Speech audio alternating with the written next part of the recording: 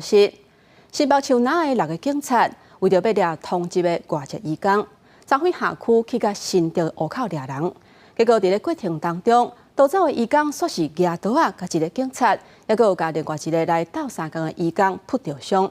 交在这2个人是无性命的危险。也那新竹警方嘛派袂少卡手伫咧斗找这个逃走的移工，不过到昨暉暗时啊11点外是要找无人。 大批警力出动，野手电一站一站搜查。昨日暗7点外，新北市树林分局侦察队6个人，路南跨区到新竹县湖口乡，对抓被通缉被死地的越南籍移工。无想到讲，这个移工一落楼梯，看到这2位警察，情绪激动，也都台上就位姓陈的警察，也有协助警方的姓的移工。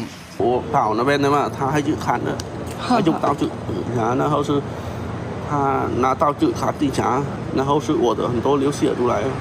死陈的警察按骨那被抬着伤，康是有20公分，送去病填4针。好在知影人无大碍。新竹警方接到报案了，随派警力到现场支援，搜查附近的命题也有注定。不过这个死地移工已经无看人。原本是在这种宿舍，然后结果可能是外劳逃逸，可能就是因为跳脱，可能就是可能。 警方可能是怀疑是可能挑衅我们前方这个民宅。